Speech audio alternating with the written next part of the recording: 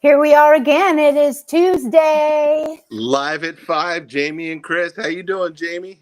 I am doing great. How are you doing today? It's I a am doing beautiful day. fabulous. And other words, man. It's a great snow day here in Kitsap, and how do we not love everything about that, right? I do not. I do not, I will say. And the snow is melting out in the yard. So, but I hear I might get some more tonight. Yes, you're going to How's your get more snow? tonight, and that's what kept you from being down in San Diego right now, correct? That's exactly right. Yes. Yep. Here I am.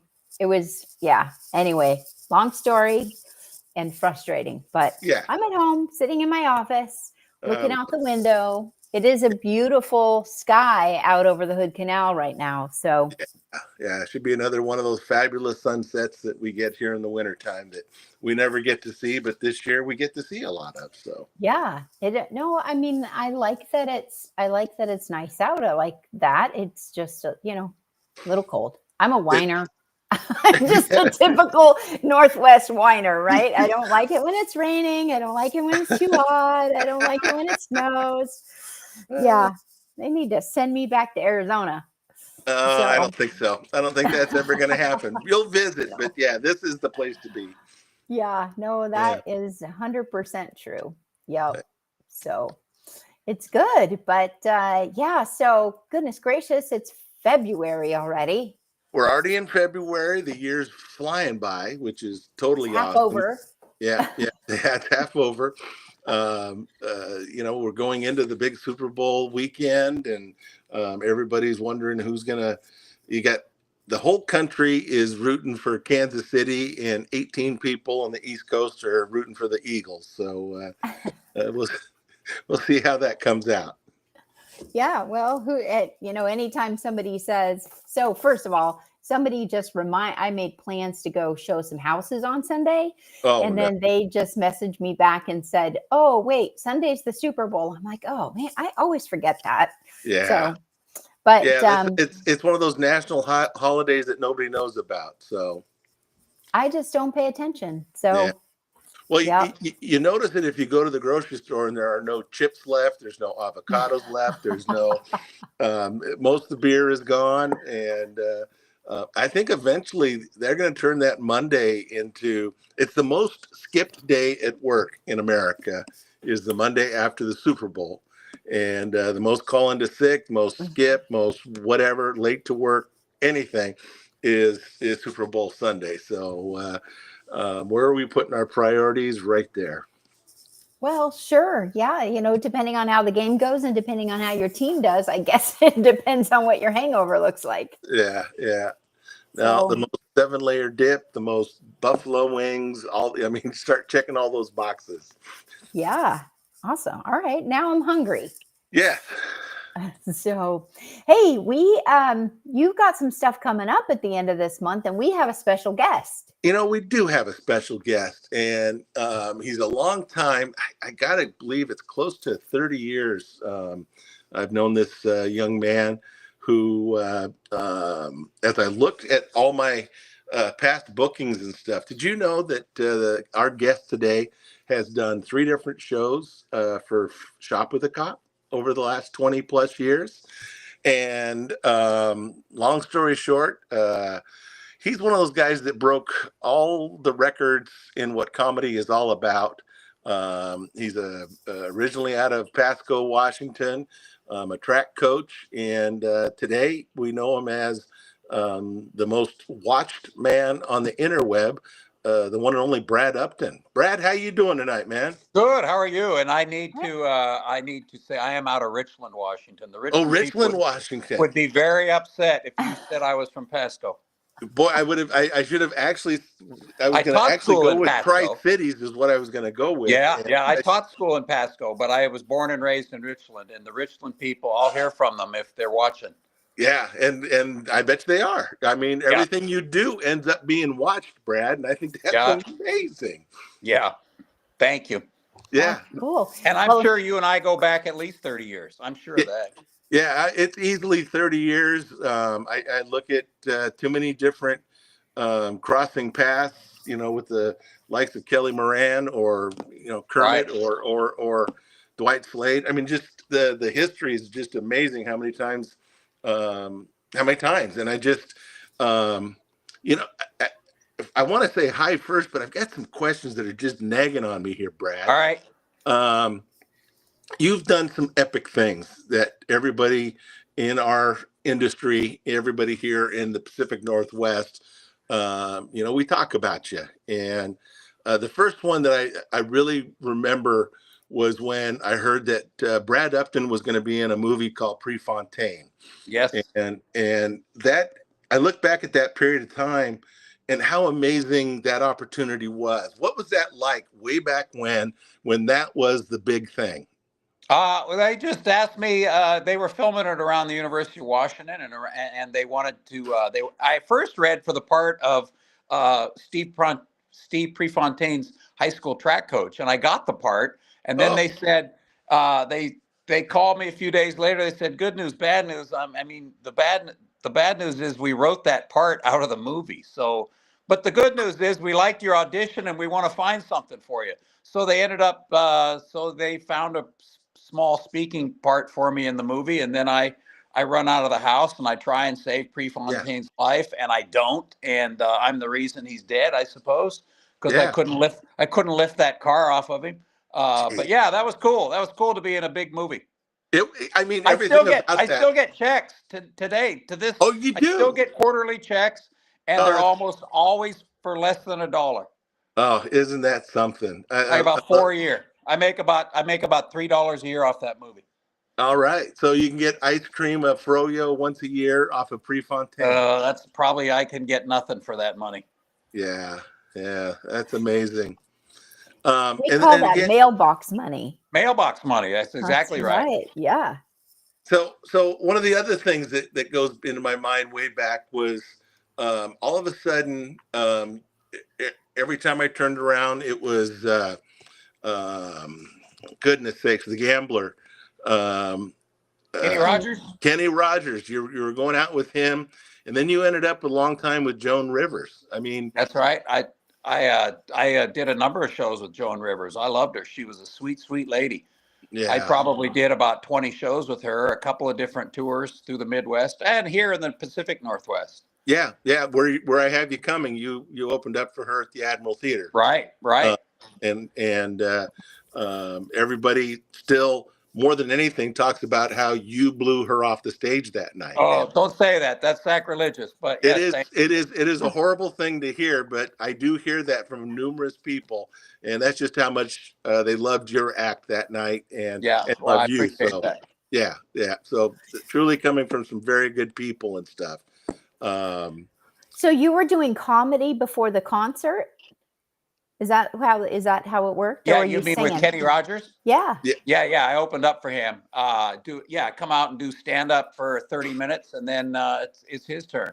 That's not unheard of. It used to be quite common.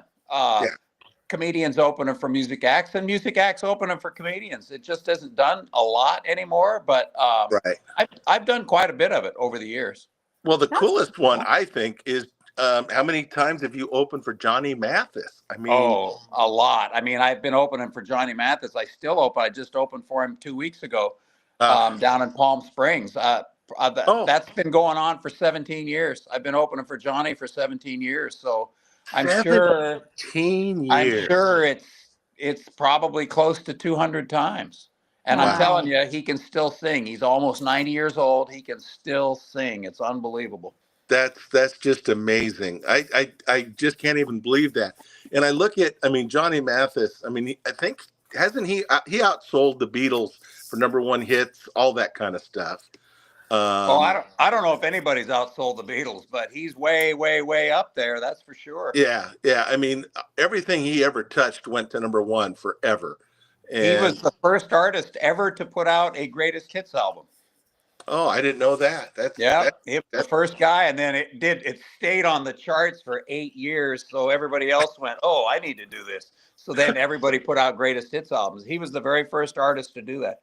I'll be darned. 8 years. I didn't know that. That's some great stats there, Brad. That's amazing. It stayed on the charts until Dark Side of the Moon by Pink Floyd. 1973. Yep. Wow. That was 13 years on the charts. Yep. Wow. Yeah. Dang. Yeah. No, that's something.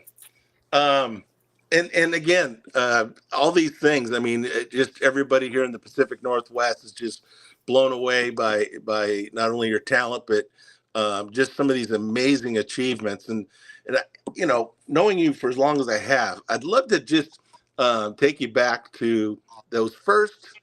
It's got to be probably about a week or 10 days after Dry Bar when they released it. What was that like? Because I mean, I remember hearing that you'd probably gotten somewhere over 1 million views in 10 days or something. I mean, just a number that was just so unheard of. Likes and hits and shares and stuff like that. What was it like that first week, those first 48 hours? Well, it got 12 million views in the first 48 hours. And Julie and my wife and I, we were on vacation. We were in Montreal. We were in Quebec City, Oh, wow. Quebec, and we were just there being tourists on vacation when that thing dropped. And Julie was like, maybe we can be on vacation and have to look at your phone all day. And then all of a sudden, this thing blew up, and I was like, oh my God. Oh my God. I kept looking at my phone. I go, it's got another million. It has another million. And then all of a sudden, my social media blew up and people were looking for me and searching me out. But it got 33 million views in 10 days. And I'm telling you, it changed everything. It changed everything because there was only about a few weeks later, maybe less than that, I had a show over in Spokane. And I drove around the corner to the Spokane Comedy Club, and there was a line out front. And I went, this is different. Something happened. Yeah. And that individual, it's still out there floating around. It's got 90 million views, just that one video. And Dry Bar tells me it's the most viewed comedy video ever. I believe that. I believe it. And I can't tell you how many times I've had people share it with me going, hey, you should try and find a guy like this to come and do a show. And you said, I've been bringing him in here for 30 years. That's exactly it. It's like, I look back to their, some of these people and I go, you know what? Actually, 4 years ago, you guys had him. I brought him over and no, it's like, yes. Well, the other thing too is when that dropped, nobody was more surprised than me because, the material I was making fun of 20 somethings. Yeah. And I'd been doing that bit for 8 years. Right. Probably at the time. And when it blew up and everybody's, this is the greatest thing ever. I'm like, I've been doing this for 8 years. I mean, I just didn't understand why it all of a sudden blew up, but that's the power of the internet. Yeah. It's a blessing. It's a blessing is what it is. And, I mean, now I think you've brought more popularity to Multnomah Falls just by that one bit you do, because that's a word that nobody in America has ever heard, but through your mouth. You know what I mean? Right. Oh, that's probably true.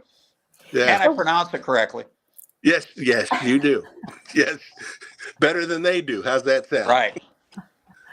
What do you think is the secret to going out there and doing the videos and doing the shows, and then all of a sudden one just takes off? Well, I don't know the secret because it happened in year 34 of my career. So clearly I don't know the secret. I've done very well since then, but if I'd have known the secret, I'd have blown up much earlier. Yeah. That's a good way to put it and stuff. I don't know. It just hits with people in a certain way, and all of a sudden they start sharing. Yeah, that's awesome. Well, that is the thing about social media and everything too, right? That all of a sudden, all it takes is one little clip to go viral, and then boom, it's like, where's this person been all my life? Yeah, they've been out there working. And I will say, I don't know. I don't want it to sound. I don't know how to say it, but when I blew up, that was year 34 of my career, and then I started, touring and people coming to see me. But I've been doing it for a long time, so I had plenty of tools in the belt. I had a lot of material, and sometimes there are comedians that blow up on the internet with a very funny 3-minute piece, and then people come out to see him, and they're like, "Oh, he wasn't very good." Well, yeah, he didn't have enough material, so. they loved that 3-minute piece, but what was the rest of his hour like? And I was lucky enough to be able, when I went out, and I had a good act at that point that was an hour plus long, and so I was able to capitalize on it. Well, in the years of experience of when you do write something new to add and to continue this, you have the stage presence and patter and the editing skills to drop something in and make it work. Where a young person that just blows up on, like you're saying, a 3-minute thing doesn't have those tools yet. Oh, that's right. And experience and stuff, and what a blessing for you to be able to. I mean, Jamie, I don't know if you know this, but Brad writes a set list every time he does a show, and he's got a little 3x5 card that he writes that up on. You still do, correct? Yes, that's right. Every show. And you have every single one of those still, correct? I have 6,700 of them. Oh my gosh. Wow. I have them. They go back to September 4th of 1984 until now. I have every one of them. Oh my gosh. That's and then when great. I die, my kids are going to go just dump it all in the garbage. Like, what is this stupid? And they'll just dump it. Is it fun to go back to, say, the first 3 to 5 years and pick up something and rewrite it or re-edit it? And that's one of the things about blowing up. And then all of a sudden, everybody's familiar with all my material. They're like, oh, I got to create some more material. I got to get something new because everybody's seen everything. So I've started writing, but I've also resurrected a bunch of old stuff. That's great. Because it was good material. I liked the material, and it was, and it was well written, and it was good material. But, I got tired of it, and I dropped it and wrote something new. But I've looked at some old tapes, and I go, oh, that's good. I should go back and start doing that again. And then people that haven't seen me before, they'll go, oh, this new stuff is great. And I'm like, new stuff? From the 80s, from the 90s. Yeah. I just resurrected, I just put a clip up on, I just resurrected a piece of material that I did about teaching school. And I literally did that material the first night I got on stage 40 years ago. I'm doing it. I put it back in my act again because and then I've written some more stuff afterwards. But it was at the time, it was well written and it was funny, and it's still funny, but I got tired of doing it and quit for 30 years. But I just started doing it again. Oh, that's great. Everything about that's great. Oh, when it's funny, it's funny. And absolutely. When it's funny, it's timeless. And, so much, and we've gone and seen some of the younger comedians out that are on national tour. And it's so much of what they're doing is audience interaction. So they couldn't do a set list because it all depends on who's in the audience and what the audience says and how the audience reacts and how the audience yells out this or something else. How do you guys feel about that kind of comedy? Well, all they're doing is creating. They have this need. Social media has this need to create content. So if you just riff with the crowd every night for 10 minutes, then you probably get 2 minutes of stuff you can use on the internet. My managers told me, you need to do some crowd work stuff so we can get more stuff for your social media. And I'm like, I don't really like doing crowd. I can do it. I just don't like to. I don't have to. You know what I mean? I don't have to. So I generally don't. But that's what they're doing when they're talking to the audience. They're just creating content for the internet and for their social media. But sometimes you might see some funny clips, but there was 10 minutes of nothing before they got to 2 minutes of funny. Right. Yeah, a lot of treading water there. Something that Brad has been very good at throughout his career as a headliner is taking a snippet of either the host or the feature act, and in his first couple moments up on stage and stuff, throwing it kind of part of their act back at them, both homage of thank them for coming up here and also some satire and stuff. You've been extremely generous with how you participate in a show, Brad. I like to watch the people in front of me because I still like comedy. I love watching comics, so I still like to watch it. And I'm looking at the same time. Is there a joke in here that I can call back as soon as I step on stage? And it's a great way to open the show. It's a phenomenal way, and it's extremely funny. It brings the crowd in quickly, Right. but it's so very generous for the entire night for everybody. And you have just an amazing gift there, Brad. And I've always loved that about you on stage. I just thought it was a cheap parlor trick. Yeah, I know. Well, it really does too, and you know, we see this in big concerts when the main stage act, you know, congratulates or recognizes their opening act, Yeah. because Mm-hmm. that really is, it really is one show ultimately, and that's the bet. That's when a show is the best, is when it's all cohesive and it's one show. So, well, you know, when I work with Johnny Mathis, I actually go up in the middle of the show. Johnny comes out and he sings about 40 minutes, and then he introduces me, and I come out and do 25 minutes, and then we have a 15-minute intermission, and then he comes back and sings 45 minutes. But in the middle of the show, after he introduces me, I do 25 and then an intermission. So he has a 45-minute rest in the middle of the show. He does 40, he rests for 45 minutes, and then he comes out and does 45 minutes. And coming out after Johnny Mathis, it's it's a little bit daunting. But when Johnny Mathis, and they all bought tickets to come see Johnny Mathis, but when Johnny Mathis says, "I'm bringing out a friend of mine that I know you're going to enjoy," they already like me because I'm Johnny's friend and he introduced me that way. But Yeah. I have to acknowledge Johnny Mathis when I walk on stage. I mean, I always say, ladies and gentlemen, Mr. Johnny Mathis. And then they all cheer. And I go, that is an American treasure. Would you agree with me? And they always cheer, because you have to acknowledge, you can't just come out and start jokes without acting like he wasn't there. You have to acknowledge him.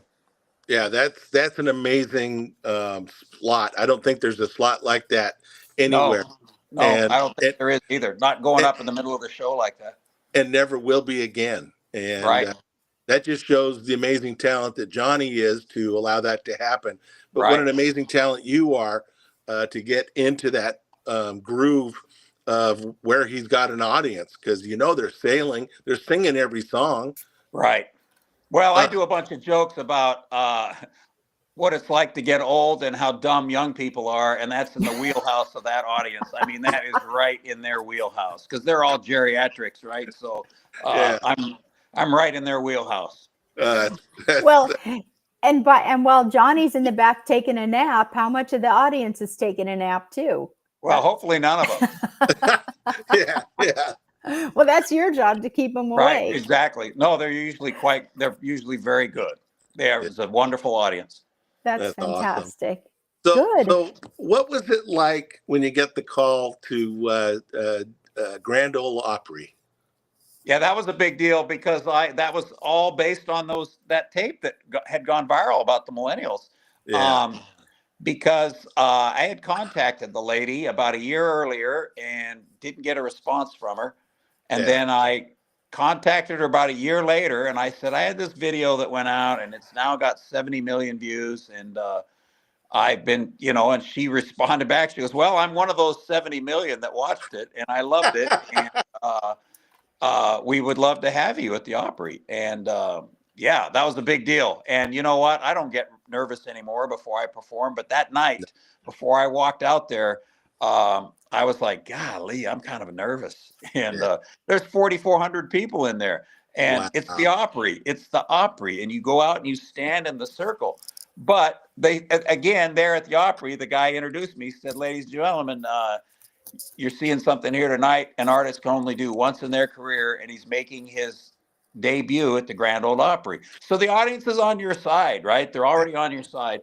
And then I walked out, and out of those 4,400 people, I'm sure half of them had seen that video. So they're like, oh, I know this guy. So, and then I did some of that material, and it killed. It absolutely killed. And I've done it since then. I think I've done 17 or 18 appearances at the Opry, and it is an absolute honor to work there. They don't use a lot of comedians, so to be able to one of the comedians that they use is a big deal. It feels like real show business. Like, oh, this is real show business here.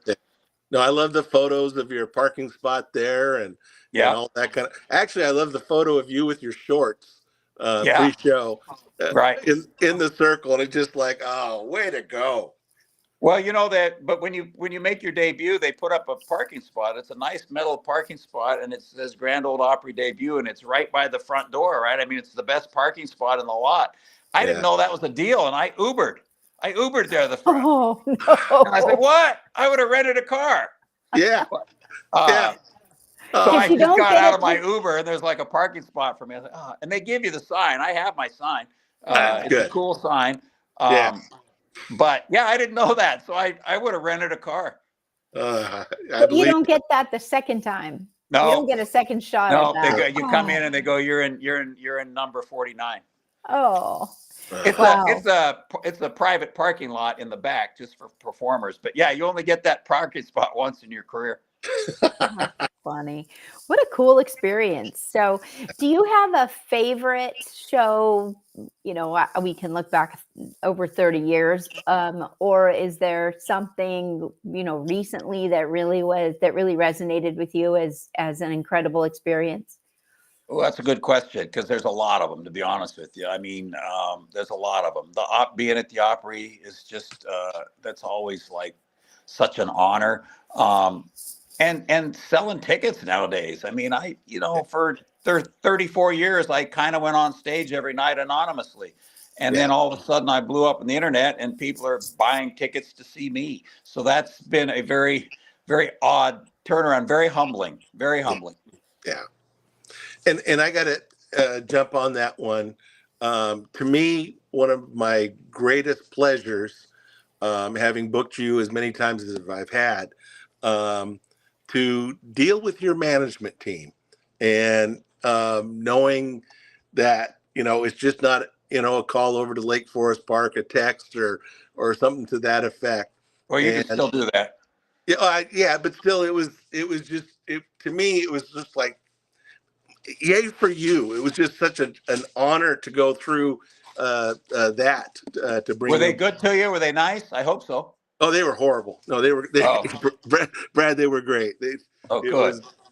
Everything about this process has been smooth sailing, but it's just, you know, to me, I get goosebumps. I'm just so well, doggone I know proud they of send you. out a writer about what I need in my dressing room and stuff, so you can ignore most of that. I mean, oh no, I want to hear what's on your writer. I love writers. It's just fruit plate and a variety of coffee and teas and stuff like that. Like, you don't have to do that. I don't drink any coffee. I might drink tea. Yeah. I'll drink a Red Bull, but yeah, whatever and then you have to have a full length mirror. I think that's in there. Yeah. And that's in the dressing room anyways. And that's whatever. It's the same dressing room you've been into. I know. I've been in there a number of times. Yeah. Yeah. So I was in there with the Smothers Brothers also. Yeah. Oh, yeah. Oh. So I know that theater. I'm very familiar with that theater. That's great. Well, it's just a couple weeks away. I want you to put something fun and unique, like a unicorn on your rider that it's like, you people, seriously, you're going to give me that? Yeah, exactly. Well, I had gummy, well, what are the gummy lifesavers? I had that on there for a while. And then I got sick of those. Like I had too many of them. Right. I did about 6 shows in a row, and I had a big old bag from 6 nights in a row. And I went, this is ridiculous. Stop. Well, I don't need to do this anymore. Are you still the brown bottle stuff? Or, you know, some good single malts and stuff? I'm surprised that's not. Oh, I'll drink that. Absolutely. Yeah. That would be something that I think you should add to yours. Yeah, but I would hate leaving it behind. No, you don't leave it behind. I'm in Bremerton. I could take it with me, but on a regular gig where I'm flying, I'm like, oh, I don't want to leave that behind, but I have to. I can't put it in my luggage. I would hate leaving it behind. Yeah, no, I agree with you there. I booked a band one time that in addition to their whole rider for their performance, they needed bus stock. They asked for a ton of stuff for bus stock. So you need to just put a bus stock list on your. What are you bus stock? What are you saying? Yeah, that's for all the stuff that we got to feed them that night. And then they need to reload the bus. Oh, wow. For the rest of the trip. Wow. Yeah. Toilet paper and cough drops. That would have never occurred to me. Paper towels, cases of water, M&Ms, specific kind of gum. Yeah. No, Wow. you need a bus stock list. Well, I got to get a bus first. Yeah. It could be a Jeep or, a Chevy Yeah. list or whatever. Yeah. That's great. So you are coming up on just a couple of weeks away now. I am. I don't even have the date in front of me, Chris. You better know that date. It's, it's Saturdays from now. Yeah, the 22nd of February, coming right up at the Admiral Theater in downtown Bremerton. Admiraltheater.org for tickets. The floor, I think there's one table, and actually I think it's one of the handicap tables, but the balcony is filling up. Will be sold out by the night, and it's going really, really well. I had Jamie Lissow to open this comedy series. Then I just had Kevin Nealon. Then I've got you. Gabriel Rutledge is after you. Rich Scheidner. Oh, it's a great lineup. And Don Friesen finishes the year for me. So. Oh, that's a great lineup. I'm in good company, and I appreciate that. Yeah, I know you know every single one of those people, Yep. It's just to me, it's an epic year, and I've just got goosebumps all over my place for how well you're doing, and how you continually just keep breaking the interweb, and you just I'm slowing down. 2025, I'm cutting way back. I'm just not going to work as much for the rest of this year and maybe forever. I'm not gonna. I'm going to do another special probably early fall, but I don't want to go out and do 200 shows after that thing. I'm just going to say, here's the special, and it's time. It's kind of time to ride off into the sunset a little bit. Well, I like that. I like everything about that. Instead of doing, because you've continually been doing over 200 shows a year. Oh yeah, and I'm not retiring. I don't want anybody. I've had people go, "I heard you're retiring." I go, "I'm not retired. I'm cutting back." Yeah, take the gigs you want and keep it that easy. Yeah, I'm sure Jim Smalley doesn't want to hear that you're retiring. No, that's right. Yeah, that's right. Jim and I are such good friends, and forever. He's a great guy. He's a great guy. So obviously you'll see him that night and his corral of friends and stuff. So it'll be fun. Good. Yeah. Yeah. Well, the nice thing too is just in our community, not just in Kitsap, but all around Washington, comedy is such a huge thing right now across the country and internationally. We've seen American comics in Dublin, but comedy is such a huge thing right now. Maybe it's always been, but we're just kind of tapping into it. Do you think something has changed? I mean, maybe the internet, in that now it's, anybody can go viral on that. Not everybody, let's say. But, a great comic like you can stay busy just close to home, can't you? Yeah, I can't stay fairly close to home. And you're right. It's the exposure of all the different comedians that have helped. And also, stand-up comedy is really easy to produce from a theater point of view. It's a stool and a microphone and a light, and no rehearsal, no sound check, nothing. You come out, you go tap, tap. All right, let's go. No 7 really hours easy. of plugging them in. It's easy to produce. Yeah, you don't have to do a sound check. You don't have 6 hotel rooms. You don't have an opening band. It's just it's real easy to produce, to put in a comedian in a theater. And the likelihood of a drama queen is narrowed down to 1 instead of, the potential for 6. Right. And I tell people, you got a drama queen, don't hire them. Don't do it. I mean, there are too many nice people, easy people to work with. You don't need any divas. Yeah. They exist, but I wouldn't work with them. If I was the producer, I wouldn't hire them. No, I've got your buddy Jeff Frame coming up doing a week worth of stuff for me. There's again too many nice people in this industry. And that's the beauty of this industry is if you find good people, we talk about them and share them and stuff like that. Exactly. Brad's always been so good about that and generous. But going back to what you were asking there, Jamie, I think all of our phones now and all of our social medias have turned that section of scrolling where they have these things called reels.